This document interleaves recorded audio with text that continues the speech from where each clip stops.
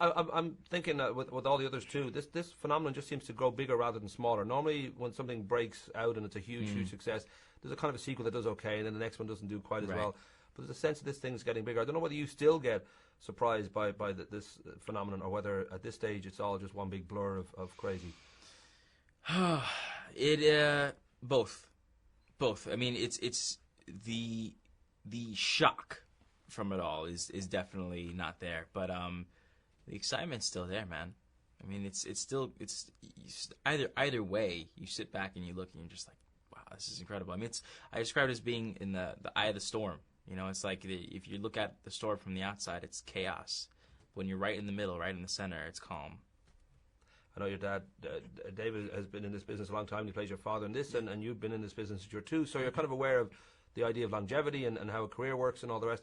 So when something hits this big, it's almost that danger where it can be such a phenomenon that you almost go down with it because it becomes so heavily associated in people's minds. Now you've got your music career, you've got freestyle coming up and stuff like that.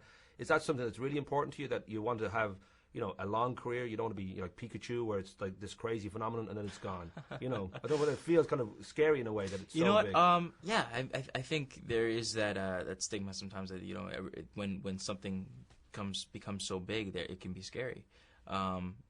But I think it's all about just finding the right projects and showing that there's range. You know, I really just I'm reading scripts right now and just trying to find something for myself, you know, to really stretch some more and show some more depth in a character and find something really interesting, you know, fun to play, but just really fascinating.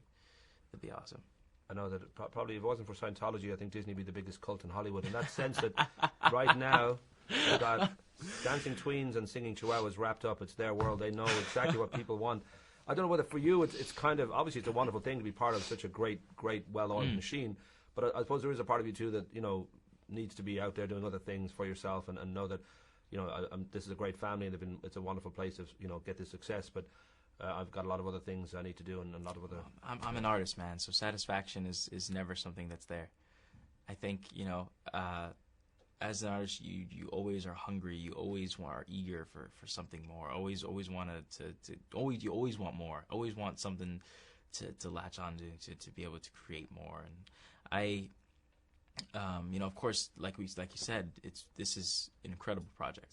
It really was. I got a chance to sing and dance and work alongside Kenny Ortega. You know, work alongside this incredible cast, a very talented cast. I mean, it was a great project, and it's something that spread positivity and wholesomeness out there, which is something in Hollywood is not present often. So to be able to be a part of something like that was great. But at the same time, you know, I would love to be able to, you know, to expand myself some more too. I think I'm not sure if I got one more minute. Rock and roll. You had that typical Hollywood decision to make about 3 years ago, where you're either going to be a pediatrician or a dancer, and that's a very old thing. Everyone goes through that point. Right, okay. Yeah. But everybody goes through that point in their life where they're not sure whether they'll be a pediatrician or a performer. What went wrong? What went wrong? Oh, man. That decision? No, man. I've grown up in this industry, and I've grown up as an artist. I love it.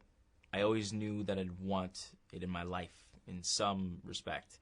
But at the same time, I had a love for science and math, and I always loved the human body and and I love kids, so I want to be a pediatrician. But the time came that I had to really get rid of that false hope that I could do both and make a decision. And I just chose what I love doing. You know, I could never live without this. And I'm not saying that it's completely gone. You know, I would like to be able to go to college again, and I would like to be able to go off to college at some point. Maybe not as a doctor, but I would like to go in for psychology. That'd be really cool. Rock and roll. Well, it seems to be working out so far. I've got to go. Very nice to talk to you, sir. Same. Yeah. Thank Cheers. You. Thank you.